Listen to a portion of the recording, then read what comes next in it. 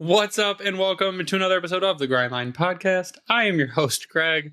I am here tonight with Ryan. You'll see episode 244.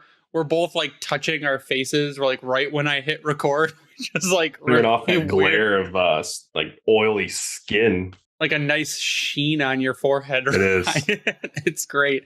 How you doing tonight? We have hockey. How are you? Other than literally glowing, I'm doing pretty good. We are. I mean, by the time this comes out, it'll be probably day of hockey actually being back in front of us. But we are 24 hours out from the time of this recording from Red Wings hockey being on Red Wings home ice. And I will be there, and I can't freaking wait.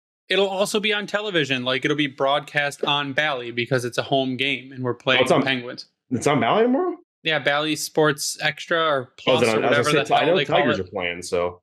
Yeah, it's Extra or Plus. So the Bally 2, that channel. Yeah. Yep. And eventually it'll be called something else because Bally, again, is bankrupt and we don't know what's happening there. Speaking of, I just saw a tweet before I got on here. You see what the Vegas is doing? Are they broadcasting all their games for free because there's not a thing happening, not a discussion? No, they're doing a direct to consumer where they're providing access to all of their home games that aren't on a national broadcast. So for $69.99, you can get their 69 games that aren't going to be a national or like main broadcast to ESPN or TNT. See, now that I don't mind. That I'm okay. $69.99 for the whole season, or which is those 69 games, or $6.99 per game. That's dumb. Why would you buy single games? I don't know either, but obviously some people might just want to do that, and it's an option. But that's genius. I like the direct-to-consumer model. I don't mind that price. I didn't like how Bally's subscription service was like $25 a month. And I mean, you could watch Tigers. Who wants to do that right now? I mean, they're better now. It's okay. You can go watch Torking Green. But Miggy's farewell. $25 a month to watch hockey and baseball when you can pay like $60, get Hulu, and then you'll be able to watch it anyways. No, you can't. Or not Hulu. No, Hulu got rid of it. You could get DirecTV.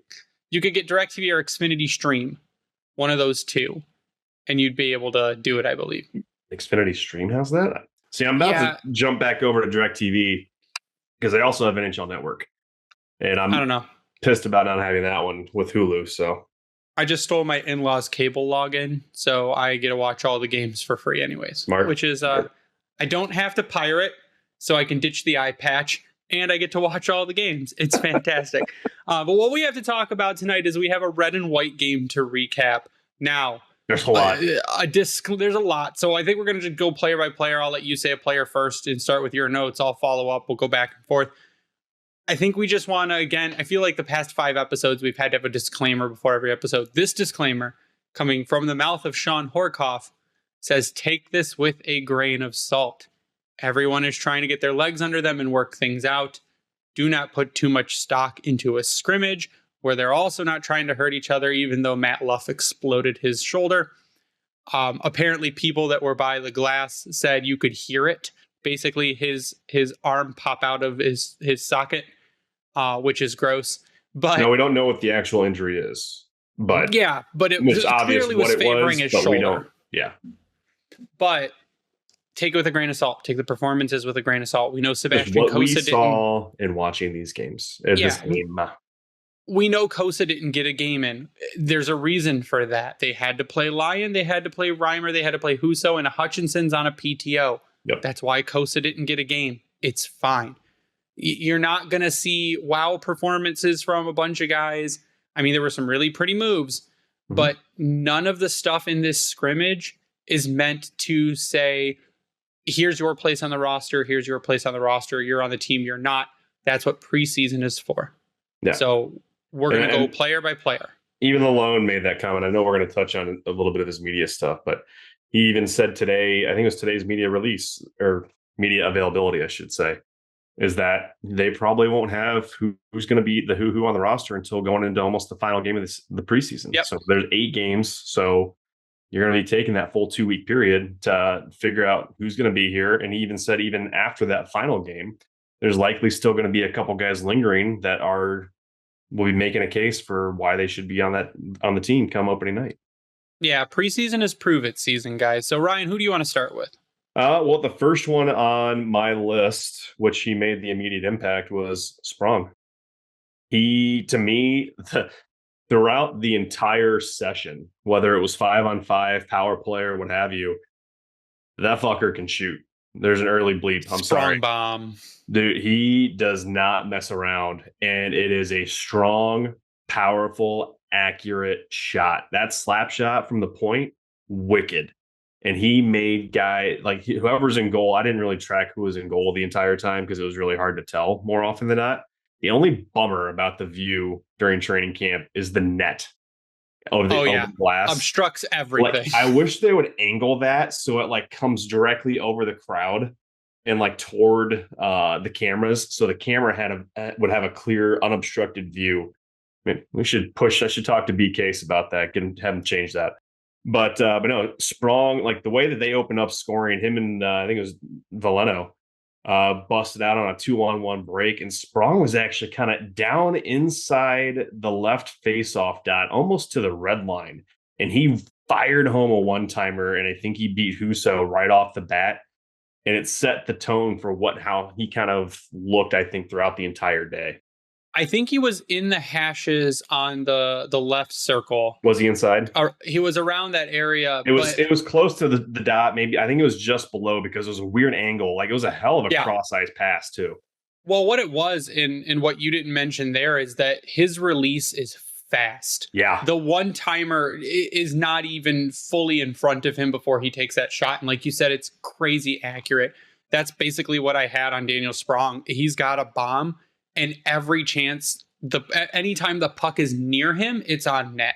And that's his job. And that's how he got his, 20 goals last season, playing for like fourth line minutes or third line minutes with the Kraken. I mean, Daniel Sprong is, again, one of those guys where you hope that offense keeps going, because depth scoring is a really big problem for the team. And it looks like it's absolutely no problem for Daniel Sprong. If he puts up the way that he was in this game, again, it's a scrimmage amongst your teammates, sure. He wasn't holding back. He was putting the body on. He was winning battles in the corners. He was making things happen. And if you're going to keep putting the puck on net, every time he threw it at the net, something happened. It was wreaking havoc in there. And I was pumped watching him on the ice. Yeah, it's like you said, so it's quick. It's accurate. It's on target. He beat Husso clean. Yeah. Like, no chance. Husso, like, I didn't feel bad at all because Husso had zero chance to save that puck. It was going in regardless of who the goalie was there. But Sprong's a good one. And I think he's one that a lot of people are excited for. He's a lot of people's like sleeper performer for the team. And I can see it, because if you get that depth scoring, that third line, that fourth line scoring from Daniel Sprong, you can win some of those games where you only lost. That was like 17 games or something where we only lost by one goal. You need some depth scoring to be able to bring that back. So I think Sprong is an addition there that's going to help with something like that. He looked really well. And with him too, like, I would not be surprised if he's going to be a true floater on the roster, meaning he's going to jump around and be impactful on multiple lines. Yeah, I could see it. And with that shot, also getting quite a bit of special teams time as well. Probably power play too. So let's see. Who do I want to go with? Let's go with the next, I guess, obvious choice, in Alex DeBrincat. So Alex DeBrincat, he again is in all of the Senators' mouths again for the things that he said about he may have been a little lazy last season. And I guess that happens when he just wasn't happy, man. Like, you're playing with a rookie center and a guy who's Batherson was in his second season, and he got shoved down to the second line, which he probably would have performed much better if he was on the first line with Stützle and Giroux. Probably. But it is what it is, and he didn't want to be an Ottawa. He should bounce back. He didn't want to leave Chicago. He was in a good spot there, playing with Taves and Kane. That's what he grew up in his career on. Yep. Yeah, I think that he thinks he can turn it around, getting back to the 40-goal form, but he also recognized that he needs to bring up his defensive game a bit, which is what Lalonde is preaching. But in this red and white game, Alex DeBrincat, he's shooting a ton. Yeah. He just kept taking shots on net, sneaky zone entries. So he was quick. Always finding open ice. which was excellent. And Larkin found him almost every single time. And he found an open guy almost every single time when he was covered. But what I noticed about DeBrincat and is people will say his size, he's small. He uses his body very effectively. Mm-hmm. So what you said with what Soderblom was doing, DeBrincat does the same thing. He uses his butt to block people out. Yeah. When you see him with the puck and he's got people around, he is always hunched over with his arms extended so the puck is far enough ahead of him that guys aren't able to reach around and just grab it, but he's good at boxing people out. And because he is shorter, he's a little heavier. He has a lower center of gravity, so he's not easy to knock over. So shooting a lot, getting open, finding open ice. There was what we saw from Yzerman. He was a facilitator. He was able to pass clean passes across ice for a bunch of really good chances.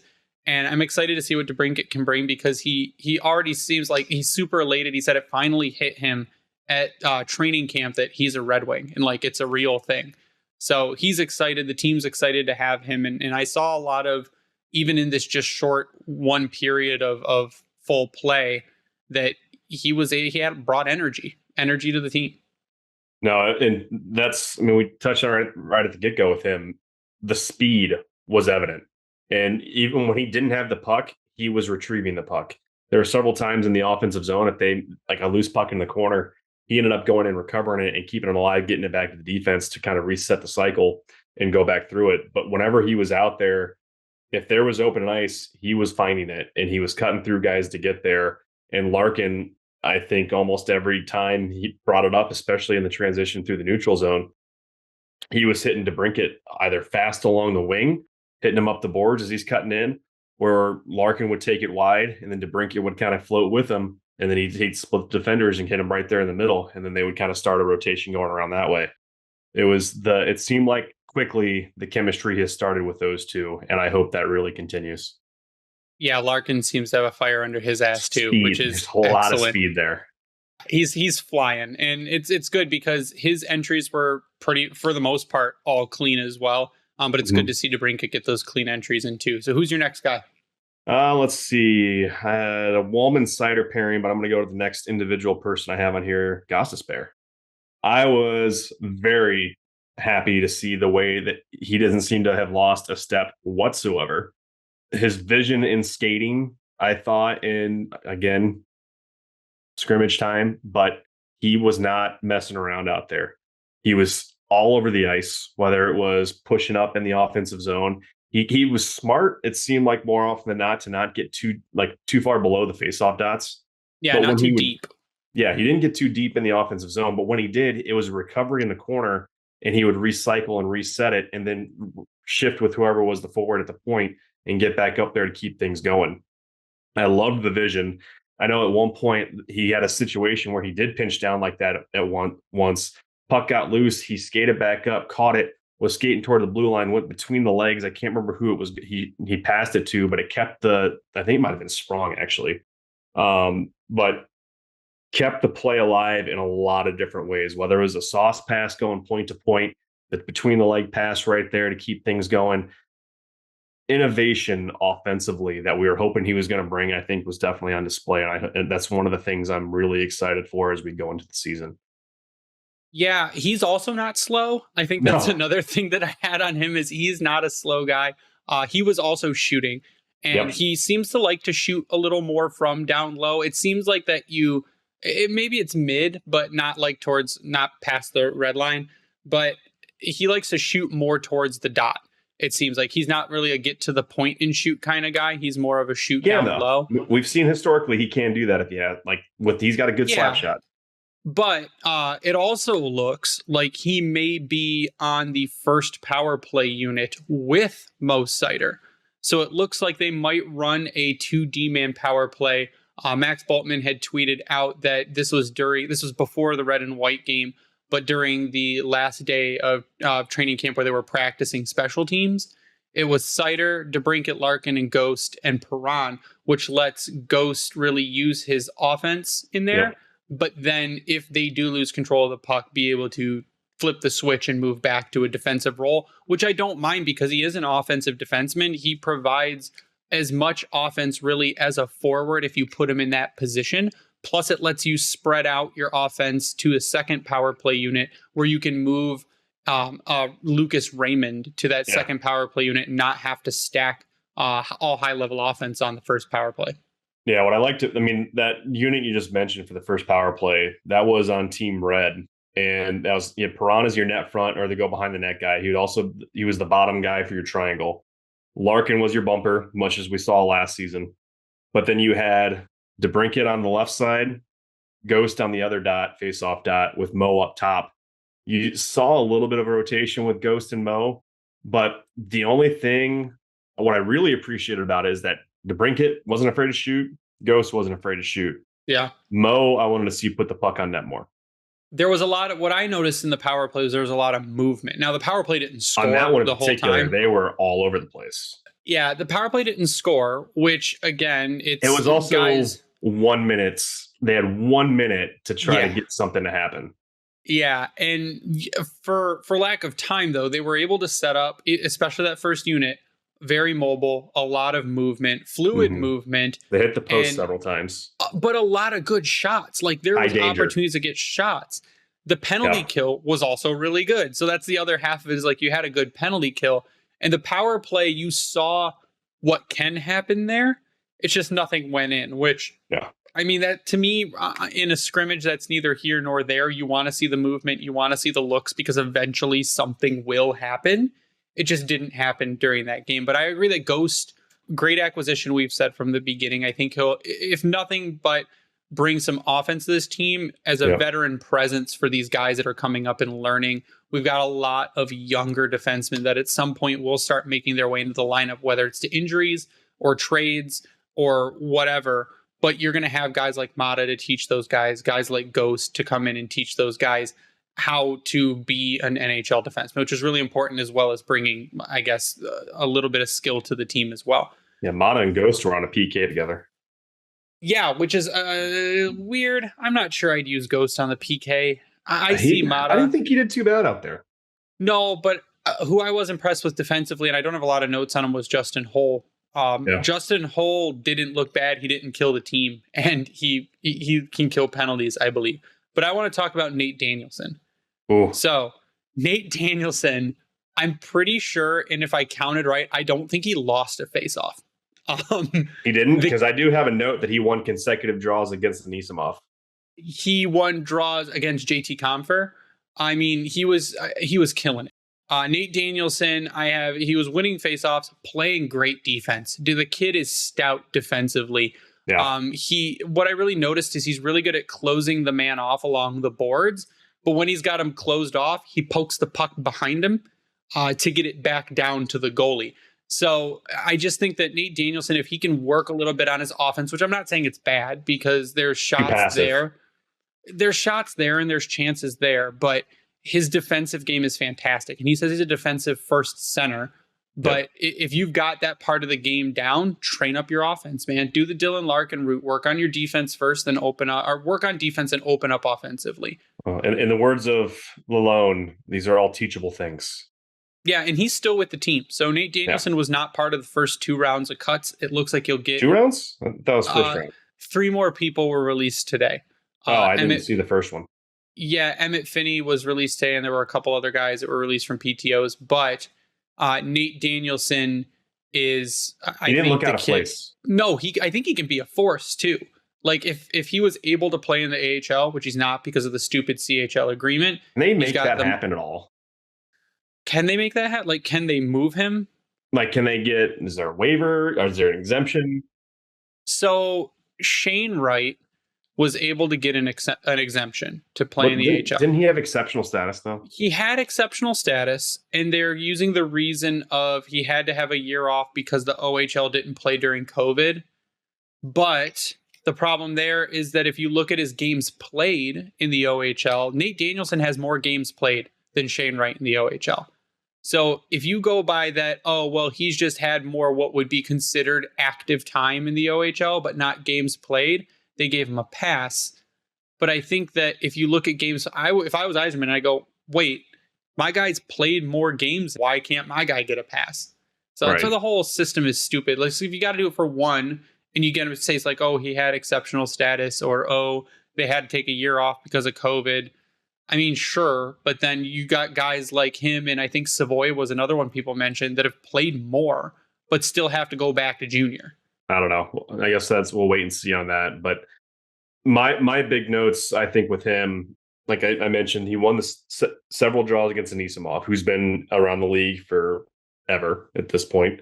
He's 35 on his PTO? 35 or 36. Yeah, he played in the AHL last season and the KHL the season before. But I would love Anisimov in Grand Rapids. I wonder if that's going to be one of those two-way signings for them to fill a veteran void.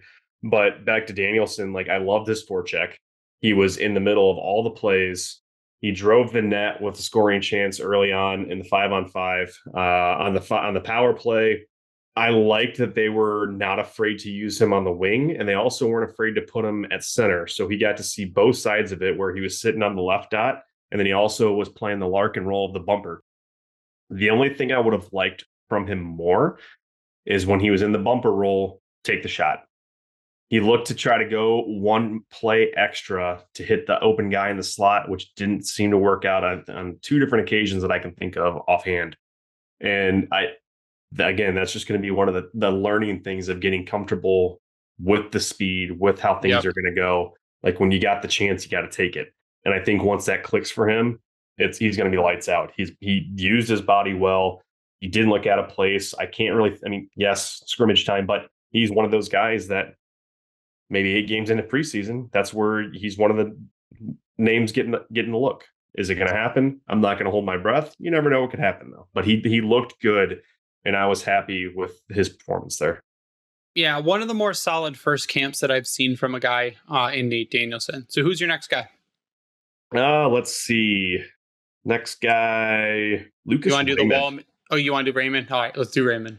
No, I scrolled down a little bit, so I actually skipped over some guys. But Raymond is my next guy.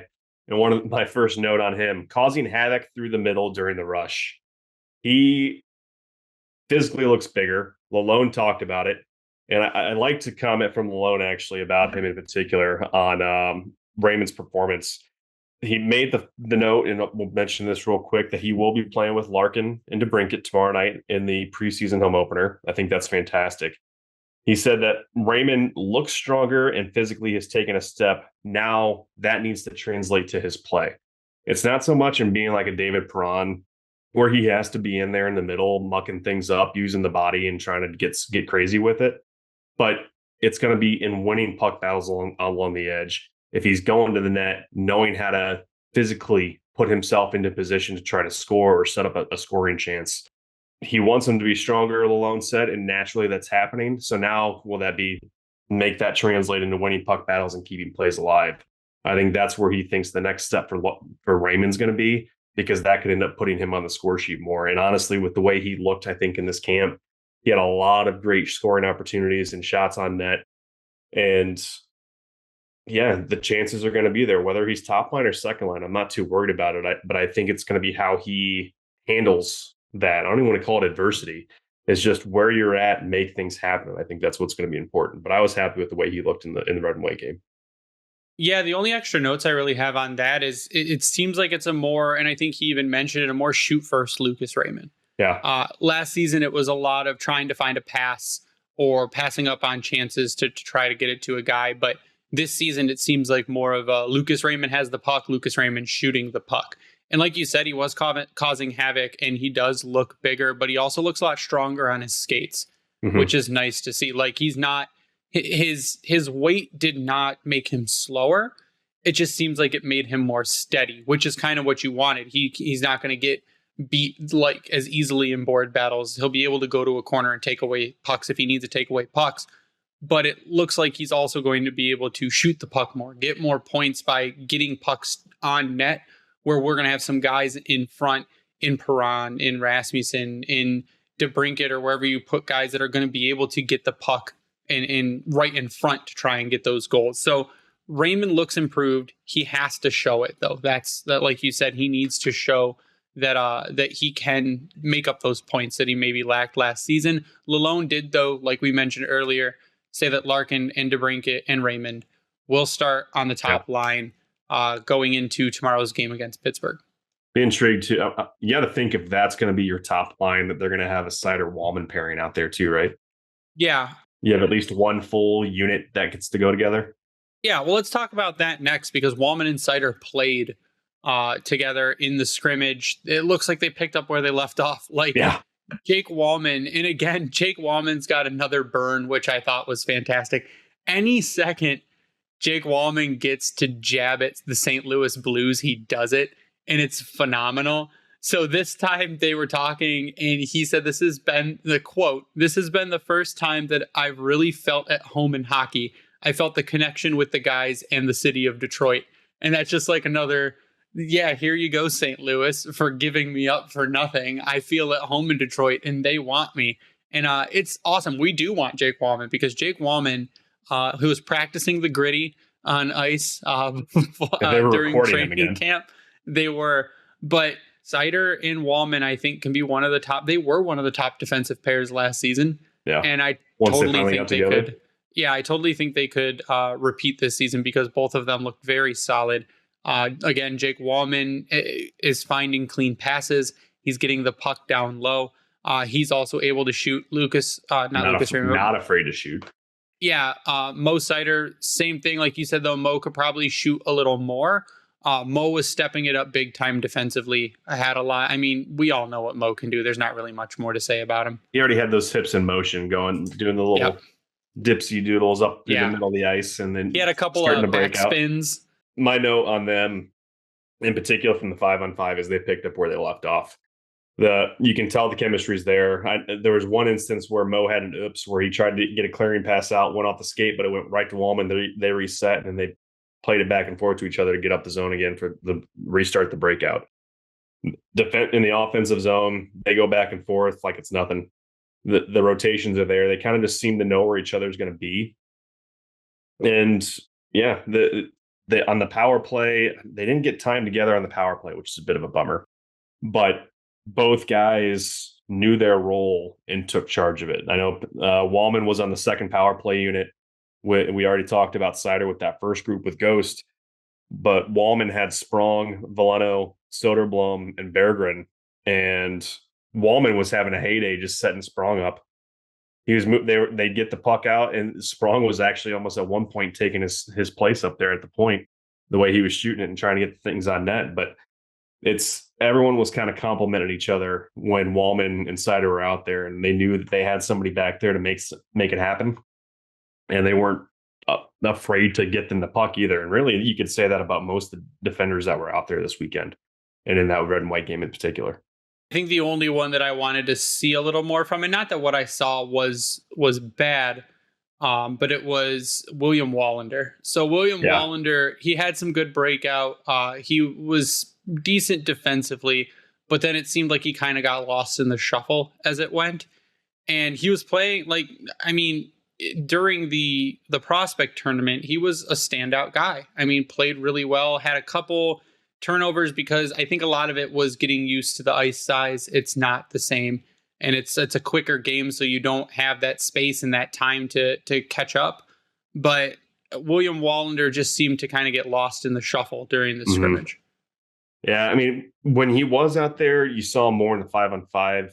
It seemed like some of the specialty teams stuff was focused on the guys that have been there a while or were more comfortable in that role. Because it's something that they need to work on. That's why. Like, they know special teams is something they need to improve. So I think they're going to put their actual special teams guys out there. Right. But, I mean, when Wallinder was out there, I think there was a few times where maybe he was overly aggressive. But at the same time, it wasn't in a way that it hurt them.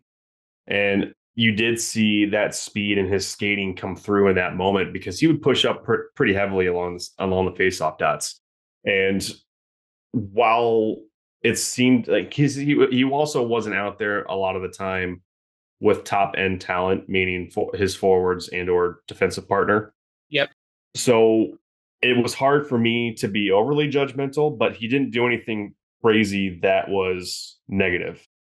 The skating was there. He made some good passes. He didn't try to force too much. You could tell that there was times where things got tight and he just kind of bailed out instead of trying to maybe keep play alive. So maybe that was kind of a thing that I would have liked to see more of, trying to push the play deeper rather than trying to reset it out back through the neutral zone.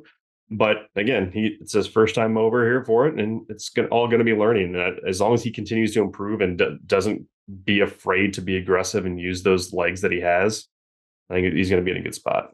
It's just going to be a transition period going from the SHL to the AHL for him. And I have no doubt that he'll catch on rather quickly. And because we've seen what he can do, and he's shown that he can be a very high quality defenseman. I think it's just going to be a little bit of an acclimation period.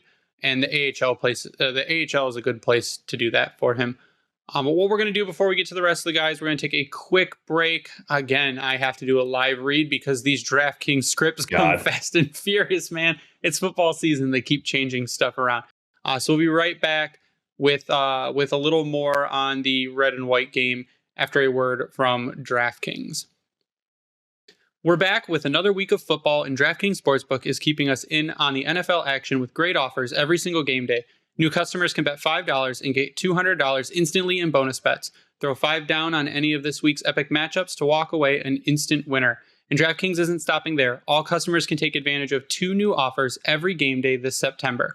Football's more fun when you're in on the action. So download the app now and sign up with code THPN. New customers can bet just $5 and get $200 instantly in bonus bets. Only on DraftKings Sportsbook, an official sports betting partner of the NFL, with code THPN. The crown is yours. Gambling problem? Call 1-800-GAMBLER or visit www.1800gambler.net. In New York, call 877-8-HOPENY or text HOPENY 467-369. In Connecticut, help is available for problem gambling. Call 888-789-7777 or visit ccpg.org. Please play responsibly. On behalf of Boot Hill Casino and Resort, licensee partner Golden Nugget Lake Charles, 21 plus, age varies by jurisdiction. Void in Ontario. See sportsbook.draftkings.com/football terms for eligibility, terms and responsible gaming resources. Bonus bets expire 7 days after issuance. Eligibility and deposit restrictions apply. And we're back. And Jesus Christ, that's a normally during that, I insert the ad and we take a break to talk about something and I can get a drink and I can catch my breath. Absolutely not this time. That's not happening. We're just going to roll into the next player, I guess. Ryan, okay. Ryan got a break. He's good. I kind of blacked out for a hot minute there. Yeah, Ryan was just listening to all of the disclaimers and his head is spinning. It's like Zach Galifianakis in The Hangover, where the math is flying around his head as they're doing stuff. If you can do that while you're talking over my face, I'll pay you. It's hilarious. No, it's easy to do, man. I'm a wizard. Okay, I'm not going to pay you. So we talked about Walman Insider. We talked a little bit about Wallinder. Do you want to talk about Artem Anisimov? Like you said, I think he'll be a good vet for Grand Rapids. And he had some nice play, man. He had a great setup, fantastic cross ice pass. And he's older. I mean, like I said, I think he's 36, but I think he can be a solid vet for the guys in Grand Rapids. Just a fill-in, but a dude who's got experience that can help the kids grow. Yeah, I would not be against him. One of my notes on him were he was impactful early, and you just highlighted he had a great cross ice assist. Who was that to? It was to Gettinger, Tim Gettinger. Yep, he tucked it in far side, just off the post, and he was able to slam it home. It was either a 2 or a 3-on-1. So but he managed to get it through the defender that was coming back. And really, his size was on display. He didn't look out of place in the face-off dot. Now, granted, I did make note that Danielson beat him on consecutive draws, but that's because Danielson is a face-off master, Ryan. Yeah, I think Anisimov, like you said, Grand Rapids would be fantastic. If absolutely necessary, he could be a guy that fills in on a fourth line for Detroit. It'd be like a Zarnik call-up, or if you're trying not to push a rookie in too quickly, he's one of those guys that you can bring onto the roster. You're probably not going to lose him via waivers. And because, yes, he will be signed. It'd be a 1-year deal, probably vet minimum, whatever.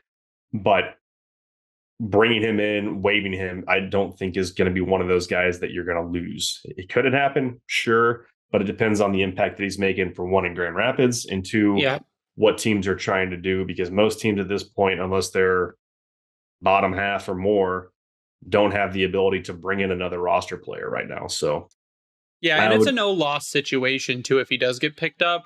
yeah. And I think the chances of him getting that contract now that Matt Luff exploded is probably a little bit higher there, because you count on guys like Zarnik and Luff to be fill-ins when there's injuries, and maybe a little less now depending on how they want to play rookies. Like maybe you say Cross Hanas might get a couple games, or maybe Carter Mazur, when he is healthy, gets a couple games, but you still need those vet guys to fill those kind of roles too in the extended injuries. So if someone like David Perron goes down for what they think is going to be a few weeks, you bring in a guy like a Zarnik, or you bring in a guy like a Luff. And we've already seen that last year with it too. Yeah, it's going to be a stretch of consecutive games that they're going to have to play. I think Anisimov fills that kind of role in the same way that, I don't know, like a Jordan Osterley down the stretch kind of filled that role. They played him at forward, they played him at defense. So I think it'd be kind of the same situation there, but he showed well for what I think you're going to get him for, which would be, if you get him, what you would sign him for, which is a fill-in kind of role there. Yeah. No, I would not be upset having him around. So we'll see what happens there. I mean, he's been around the league for a while. I remember him from his days in Chicago and Columbus in particular. So always a dude that was there, never really stood out, but impactful. I mean, you look back, his career high in points is 45 in the 16-17 season with Chicago, which that's not very far removed. I mean, he had 9 points in 19 games with Ottawa in the 2021 season, and 20 and 49 with Ottawa the year before that. So, I mean, he's not a guy that is foreign to scoring, so he could provide some type of impact in a depth role if he had to in Detroit. And I think he could be very impactful if it came to being in the AHL. So, yeah, I fully agree. Let's cover a few more guys, right? And last year in the AHL for Lehigh, he had 36 points in 55 games. So there you go. You played for the Lehigh Valley Phantoms last season? Yep. Nice. All right. Who you got? We're going to take a few more. Andrew Copp. All right, Andrew Copp.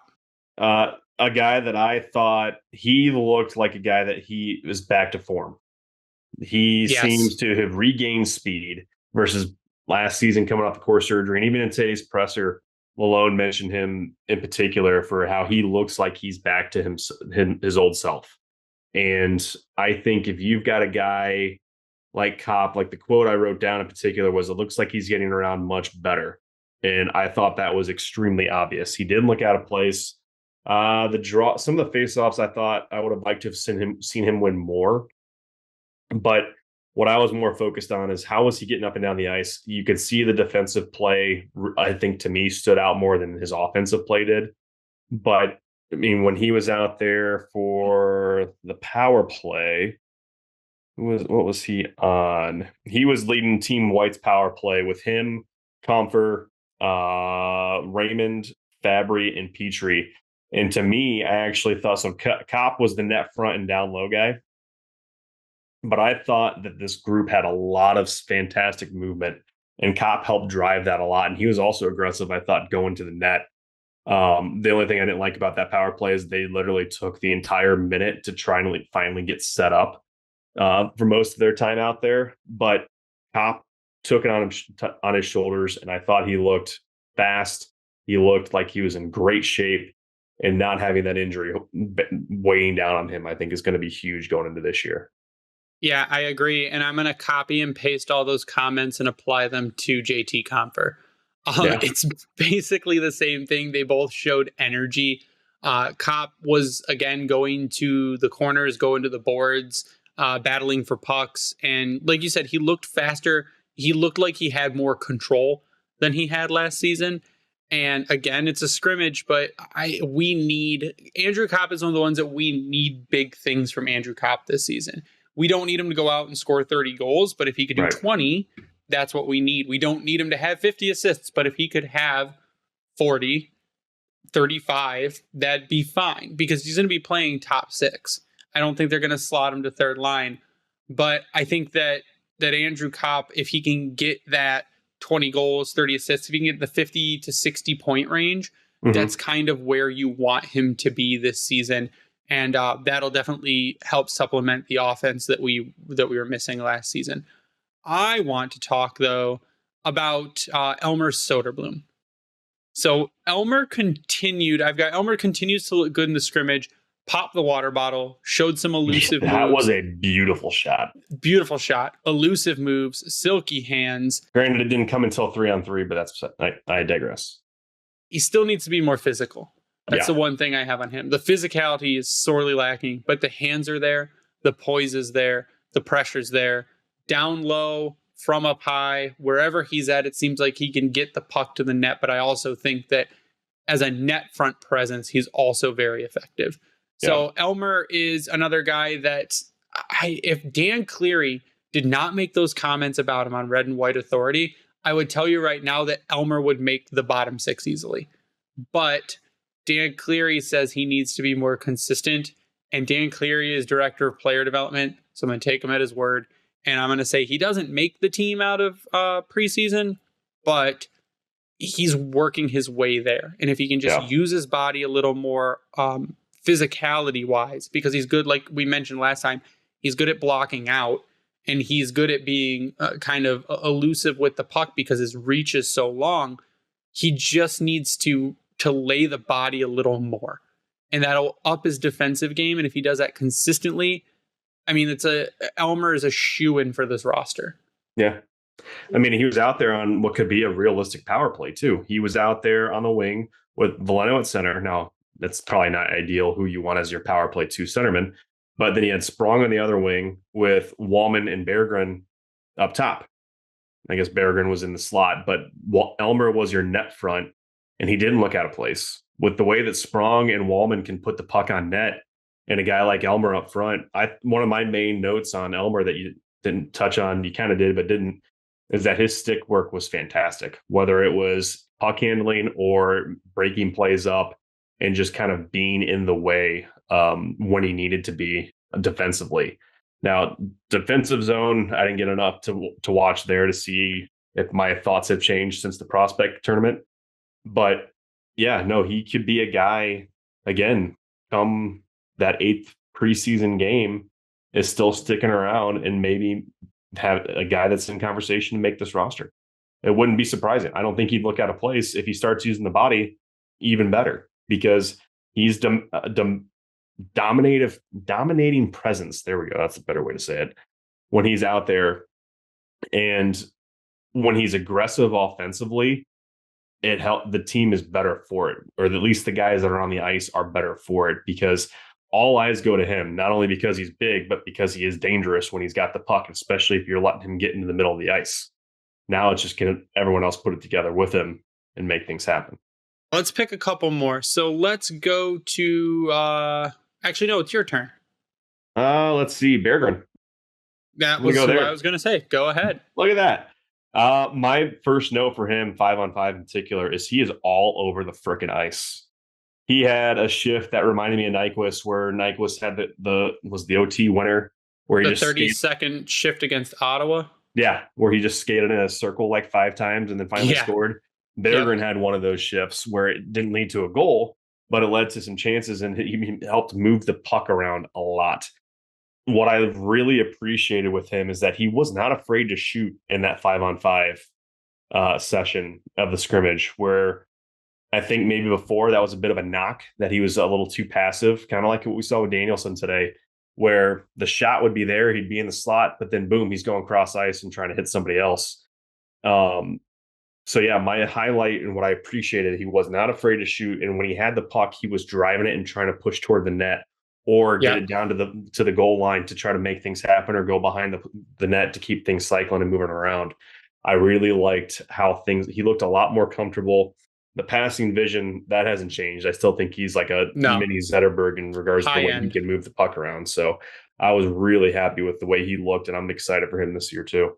And the goal that he did have, oh my God. Yeah. So to touch on Hutchinson for a minute, he was actually fairly impressive. Well. Had some really good saves, especially when they were doing the overtime. Mm-hmm. But and I think his goal was on Hutchinson. He was able to wait for so long. It felt like it was 10 minutes. He got the puck in front of the net and just did little fakes until Hutchinson went down, and then he pulled it back and went right over him. And it was beautiful.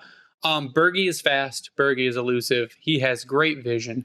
And it seems like he's fighting for position still, which is insane to me, where they're like, I don't know where we're going to play Bergeron. He might be on the fourth line. And I think he absolutely has, I believe fully in my heart that he has top six potential.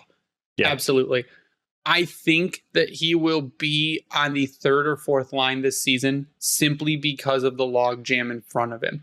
Now, I don't think there is any risk of him starting in Grand Rapids because he's not still waiver eligible, I don't believe. But I don't know where they're going to put him because he's just... No, he is waivers exempt still. Okay, so he's still in his initial ELC. That makes it a little trickier, but I don't think there's any world where he starts in Grand Rapids. I mean, him and Raymond are the only good. Him and Raymond right now on the current forward setup on Cap Friendly are the only two forwards that are waiver eligible. I'll tell you that if it came down to, and I know they want to play him at center, to saying, man, waivers exempt. Let me put it that way instead of eligible. We got to do something. I would sooner waive Joe Veleno than start Bergeron in Grand Rapids. Agreed. And Joe Veleno, just quick notes on him. He looked okay. I mean, he looked stronger on his skates. Yeah. He had some good looks, though, good passes. I think that Lalonde has also said that he hit a wall toward the end of last season. Yeah, he did. They need him to start like he did last season, but continue it through the entire season. But if you had to tell me I had to pick between the two, Bergeron's making the team, absolutely, because there's a lot of growth there for him. And I think that growth is only going to happen if he plays at the NHL level, which he absolutely can do. But I liked his game. There's just so many good things you can say about him. He's a high energy, high impact guy who's sneaky and elusive, has a great shot, great vision. Very excited for him to get a full season in. Yeah. No, I think he's a guy most Wings fans should be hanging their hat on. And if you're making the comparison of Leno, in a way, it's almost not fair because they're both very different players and what they should be bringing to the team. But no, Berger's, I'm pumped. And if he's going to keep shooting, because I feel like toward the end of the year last year, the shot really started to come together and he started to come into his own. I think he can be a guy that you're pushing 50, 60 points if it clicks. And that's huge.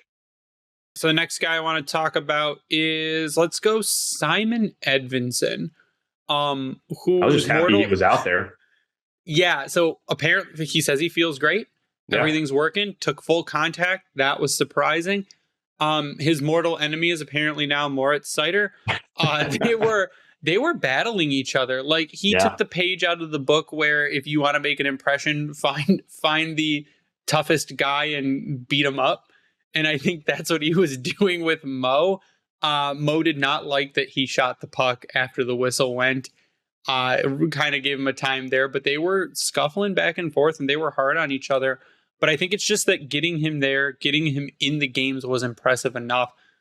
He showed the offense. He had a breakaway overtime 5-hole goal that was so pretty.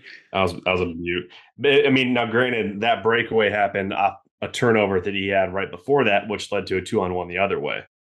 So if JT Compher is the reverse Andrew Kopp, I will tell you that Simon Edvinsson is probably the reverse Mo Seider. If they end up playing together on a pair, they will complement each other so well that it's not going to be funny. I mean, he's got some work to do, and I mean, next to probably Albert Johansson, who also looked polished, he was probably the most polished defensive prospect that we saw there, as he should be, though. Like, he's got so much skill, and I don't think he'll start the season in Detroit simply because of the defensive logjam that's been created. Yeah. But I would not be surprised if he's the first call up because there's so much there, and I think you need to get him going. Yeah, no, he was noticeable, not just because of how freaking big he is out there. Like He can the power, skate. huh? He can skate. Oh, his skating, I know, because he was out there with I think Hull on the 4-on-4 stuff. Let me see, what did I have for that one? Yeah, he was on the when it came to 4-on-4 on Team White. Him and Justin Hull were out there together, and I thought they complemented each other really well. The way that Hull, like he's aggressive moving up the ice, but Edvinsson, he had a bit more freedom to kind of go do what he had to do. And I like the way they played off each other. Edvinsson on the power play. This could be a look into the future. Maybe not with Zarnik, but you had Rasmussen and Danielson up there with Kasper on the other point, at least off the faceoff dot. So Ed was running power play too for Team White, and I thought they looked pretty damn dangerous. Kasper and Danielson, to me, I thought were feeding off each other. But then you had Edvinsson at the point driving those two to force them down into the center of the ice to get some scoring chances going. I liked it. So Ed, I don't really think any of us were expecting to see him yet. Were you?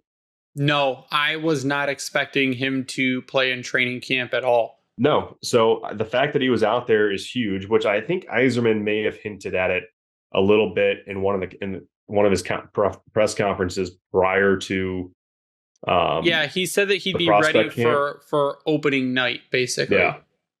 So he almost made it sound like it'd be more like a Cop or even a Burt situation last year where they're not necessarily ready toward opening night, which gave us some pause. But if he's going to be out there and on the ice for preseason games, all the cards are on the table at this point.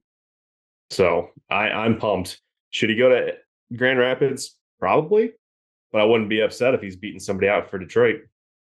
Yeah. Ryan, I want you to do one more before we you do one more, Ooh. I'll do one more, and then we'll talk a little bit on Lalonde before we wrap it up. So we've kind of touched on most of the guys.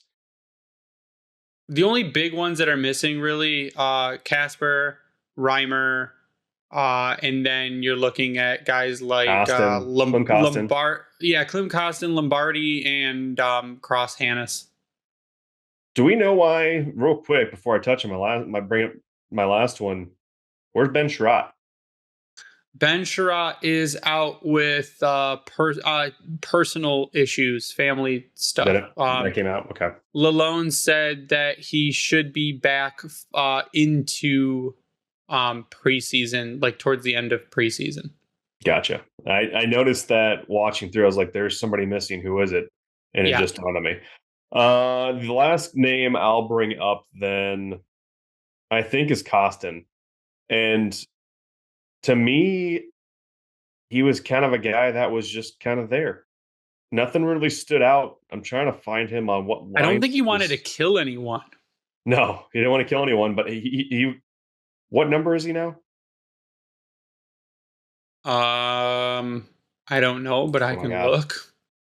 Yeah, he's 24 because he was out there with Rasmussen on the 4-on-4 lines, which that was a fun group, two guys to watch together. I thought they complemented each other pretty well, but there really wasn't a lot from Kostin that I saw that was like, oh shit, that was awesome, looked great. Like he was kind of there. I don't actually have any notes on him from something like impactful that he did. I mean, there's a few times I remember in the 4-on-4 that him and Raz were wreaking some havoc and like pushing toward the net. But outside of that, I mean, unless I missed something for the 5-on-5 that he was out there for, and I couldn't see the numbers correctly, but I saw Zarnik more, I think, on the 5-on-5 than I saw Klim Kostin. So I don't know if he was maybe missing action or had an issue, but I'm mentioning him as someone that I was hoping to have seen more of and more impact from. So I don't know if something was going on there. Maybe I thought on the PK he looked good. I do remember seeing on that he was on the PK with Raz as well as Holl and who was wearing 52? I had the name somewhere, but I forget. But one of the invite guys. But huge bodies. My note from him with Raz on the PK at least is that they skated well and caused issues for the power play. So that could be a role that we start seeing him in. I mean, those two guys could be together in the regular season for all we know. I think I'll follow it up with, I guess, my guys I wanted to see more from. Kasper, what I saw, I liked. I wanted to see more. Yeah. But I think my other guys are Amadeus Lombardi, who had some good zone entries, but overall, not much at all. There was just so many guys, and the way that they did it, it made it difficult for And everyone again, it that was we wanted to one see. period. It was Yeah, one one period period of of like full hockey. 5-on-5 hockey. Cross Hanas is another one who like was amazing during the prospect tournament, and then like not really anything in the scrimmage. But again, it's just a scrimmage. James Reimer looked really good, man. I mean, he looked great. So other than the goals that he let in were literal cross ice beauties. Yep, like no chance. Home. Yeah, they were ones where if it was an actual game, he'd be happy with the game he played, even though he let in the 2 goals that were absolutely unavoidable. So yeah. I think that overall the scrimmage was good. I liked it. I don't like the setup that they did. I don't think they needed to take the entire second period to do special teams like that. I didn't mind it. I didn't like that it was limited to 1 minute, because more often than not, you see an entire minute wasted just trying to get established for your power play. And then that's where shit gets crazy. What I would have liked to see was 2 periods of actual play and then split the third between special teams and overtime and then run into the shootout. That probably would have been more, would have given you a little better look. But again, they're just trying to do warm-ups here is what they're trying to do with this scrimmage and get the guys warmed up going into preseason. But I want to touch on Derek Lalonde did his final press conference. I pulled one thing out of it that I really like, because you can wrap us into it if you want to consider us media, which we don't like to consider ourselves media because we're held to higher standards. We're idiots to talk about hockey. Media. Derek Lalonde said he'd stopped reading the media because there are so many negative things said about the Red Wings in their projections. Everyone is writing them off. Says it's not a knock on the guys, just a reality of the division. But they exceeded expectations last season, and they hope to do the same thing again this season. He says he likes the guys that believe that they can do it, because someone said only 95%. Yeah, somebody gave him the brown nose moment right after that. I didn't only 95% of the guys are saying they can't do it. There are still 5% out there. He's like, well, I like those guys, and we're those guys. And we are the guys who are not writing off the Detroit Red Wings. I think we said it was last week or the week before. Literally everyone has written us off already. They're like, there's no improvement. They'll go from 80 points to 84 points. And it's just, there's no superstars and there's no whatever. But it's like, who's a superstar in Vegas? They're failing. What they're failing, and Mark Stone, I guess if you want to call Mark Stone a superstar, but they're failing to miss the point of depth. Like Dom Lucian put out an article today that's like, what is Yzerman doing? And like, we know what Yzerman's doing. If you listen to literally any of the local Detroit people, you know what Yzerman is doing. He has said over, unless it's Carlos Monterez, who's a guy who he's on my shit list, because every time he's like, is the Yzer plan failing? What is even his plan? It's like, well, if you literally listen to anyone, ask me. If you want to know what the Yzer plan is, DM at Grindline Pod, and I will lay out the entire thing for you. Because listen to any time Yzerman speaks. Just pay attention for 2 seconds, because it's rolling cap, bringing in guys to help other guys develop, leaving space for dudes who are coming up in the system, and stocking up on draft picks and not trading away assets. He's literally building a team while gathering assets. It's what he's got to do. And if you would just pay attention for 3 seconds instead of hate writing about the Red Wings while you're whatever, it's very obvious, just stupidly obvious what's happening. Is Monterez the most hated sports writer in Detroit? I think he was on Lions Beat, and then they hated him so much on Lions Beat that they're like, no, go to Red Wings. And now he's like the most hated guy on Red Wings Beat, because again, is he actually covering the Wings now? He, over the past 2 or 3 or seasons, is he just like touching everything at this point because of downsizing a little bit? That might be it, but whatever he touches is terrible. So I need him to stop touching the Red Wings. Yeah, he's going to have the entire city hating him at this point. I mean, it's bad enough when you shit on the Lions over and over, and especially when they actually do well. To do now, try to pull your shit into on the Wings, like, just go away, dude. Just stop before you start. But Ryan, did you pull anything out of the Lone press conference that you want to touch on? Someone made a good point right toward the end, and it's kind of where I had to cut it off. But the highlight now is going to be on how the teaching process changes between training camp going into the preseason. And he highlighted the fact that training camp is all about structure. getting everyone on the same page and understanding what's going on, what the coach is looking for, what your teammates are doing, so on and so forth.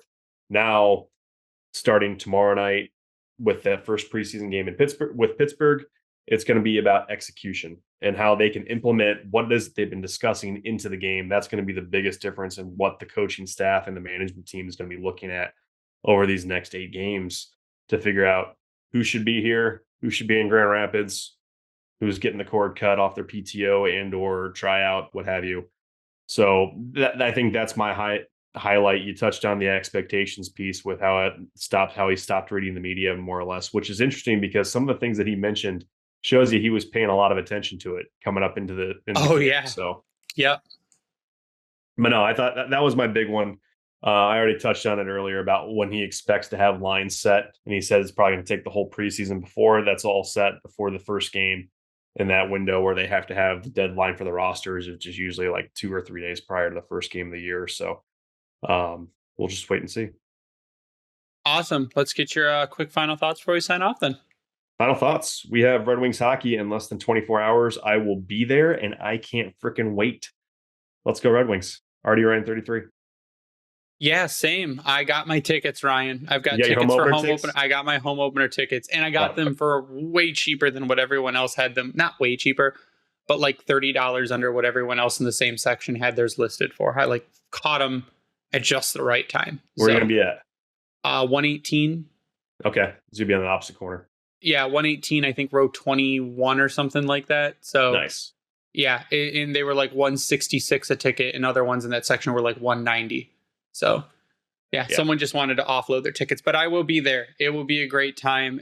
Come say hi to us. Send us a message on whatever platform you're on. If you want to come say hello, I should have at least a few stickers on me at that point to give out.